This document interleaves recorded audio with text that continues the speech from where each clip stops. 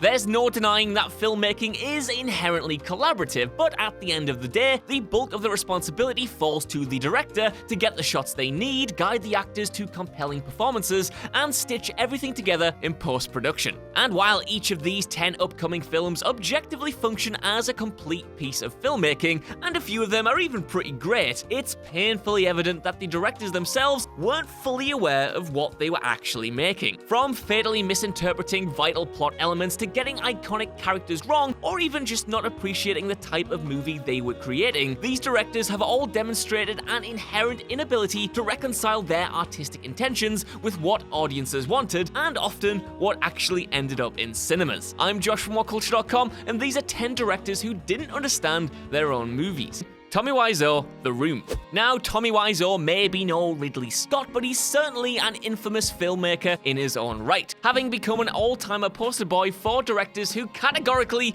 didn't realize the type of movie they were making. Though Wiseau doesn't like to admit it, it's clear his 2003 disaster piece The Room was created as an earnest dramatic movie, even marketing it with the tagline, "A film with the passion of Tennessee Williams." The end result was, of course, a train wreck, but picked up an unexpected second life through cult film fandom. And of course, Wiseau fully leaned into the irony, hosting midnight screenings, cameoing in James Franco's biopic The Disaster Artist, and even using his unexpected clout to bankroll other passion projects. Wiseau, though, generally insists that he knew what he was making the whole time with The Room. Yet virtually every member of the cast and crew to talk about the film's production has suggested otherwise. Number 8, Paul Feig, Ghostbusters. Paul Feig is a solid comedy director and by most accounts a lovely dude, but he proved with his 2016 Ghostbusters reboot that he patently didn't appreciate the appeal of the IP and ultimately didn't understand his own movie either. After the film bombed at the box office despite broadly positive reviews from critics, Feig blamed its failure on everything from fans of the original movie to even the 2016 US presidential election. And while there was of course reactionary nastiness ever since the project was first announced, it also just wasn't a particularly well-written movie that people were interested in seeing. It's painfully obvious watching Ghostbusters 2016 that Feig overtly relied on his principal cast to enhance the flimsy shooting script with improv, resulting in awkward gags that drag on for far too long and a general sense of shapelessness to the entire film. Number 7,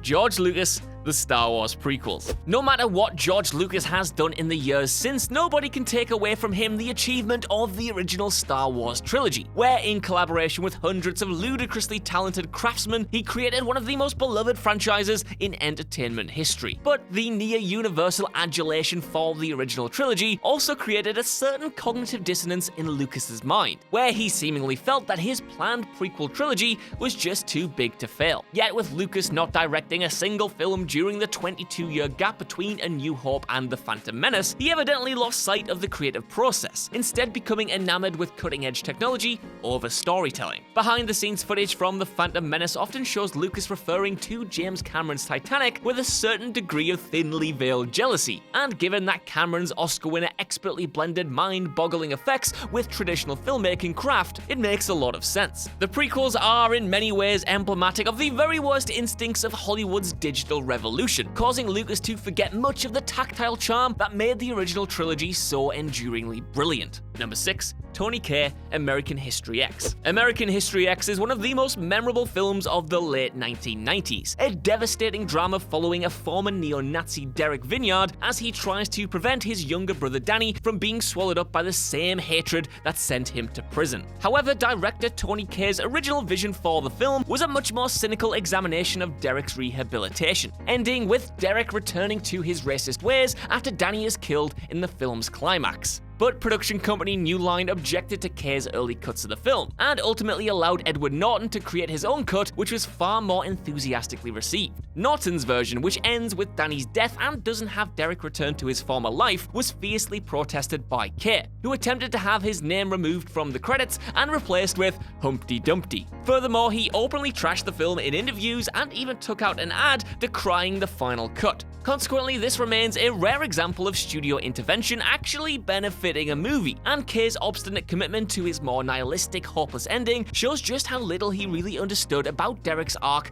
throughout the movie. Number 5, M. Night Shyamalan, Glass. It's fair to say that M. Night Shyamalan has been accused of misunderstanding his own movies in the past, especially with his shockingly inept blockbuster dud, The Last Airbender. But when it came to Glass, the lower-budget superhero drama felt far more within the director's wheelhouse. And yet, the end result was hugely divisive with fans and critics alike, who especially decried Shyamalan's usual folly, a third-act divergence into deeply unsatisfying nonsense. By just casually killing all three central characters in utterly unremarkable fashion, Shyamalan proved that he had no idea what audiences actually wanted, or what dramatically served the characters themselves. And though Shyamalan is unquestionably a singular visionary director, that he reportedly felt cheated by the reception to Glass demonstrates a sheer lack of understanding about his own characters, story, and even the universe that he created with this trilogy. Let's just say that seeing David Dunn unceremoniously drowned in a puddle is not what most fans had in mind when Glass was announced. Number 4. Mick G, Terminator Salvation. While it's tempting to say that Terminator Salvation director Mick G didn't really understand the Terminator franchise as a whole, it's also clear that he had no idea what sort of movie he was really making with this widely loathed third sequel. Mick G promised fans the future war movie they'd been asking for since T2, and also that the silly humor of T3 would be jettisoned entirely. And let's face it was easy to be convinced that he meant business by the not perfect casting of Christian Bale as John Connor. Yet the film we got was the most charmless and bland, if not quite the worst, of the whole lot. There was no levity whatsoever, the visuals were washed out and dull, and the characters were flat cardboard cutouts, so much so that not even Bale could save the sinking ship. Mick G's mistake was thinking that the core fanbase wanted to see a humorless, relentlessly gritty war movie which prefaced action sequences over character development, or that anyone demanded a crude digital puppet of Arnold Schwarzenegger when he couldn't sign on in the flesh. Number 3.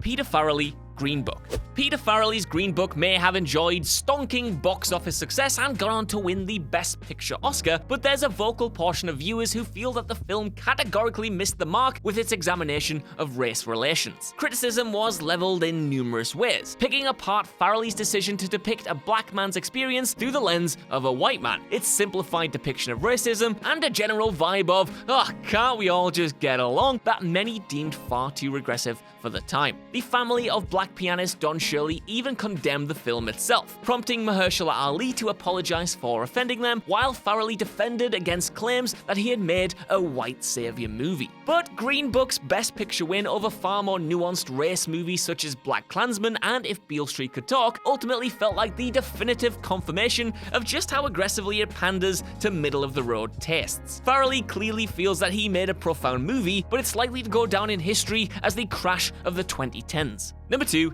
Zack Snyder, Batman v Superman, Dawn of Justice. Zack Snyder and comic book fans go together like oil and water, and it's fair to say that every single one of his superhero movies released to date has attracted its fair share of controversy, kind of because Snyder fundamentally appears to lack an understanding of what makes these central heroes so appealing to audiences. Fresh off flack for allowing supes to cause citywide destruction in Man of Steel, Snyder basically turned the superhero into a boring mope in Batman v Superman.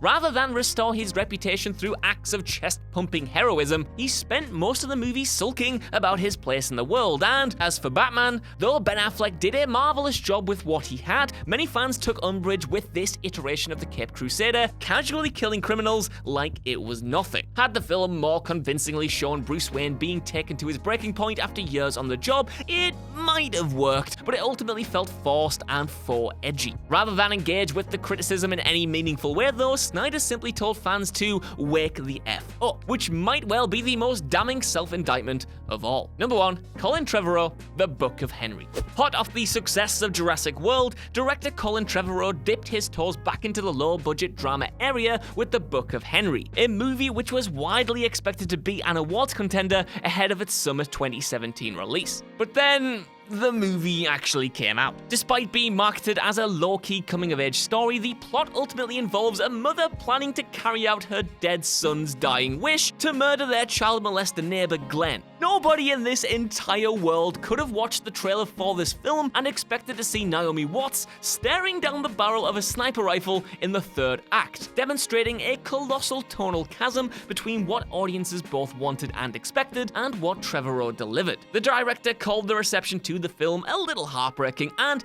disproportionate, while defending the end result as experimental and claiming that it, quote, very clearly works potently for many and then does not work potently for many others. To be honest though, I've yet to bump into one of these so-called many that he refers to. So that's our list. I want to know what you guys think down in the comments below. Do you agree with this assertion that these directors just didn't understand their movies, or do you think otherwise? And while you're down there, could you give us a like, share, subscribe, and head over to whatculture.com for more lists and news like this every single day. Even if you don't though, I've been Josh, thank you for watching, and I'll see you soon.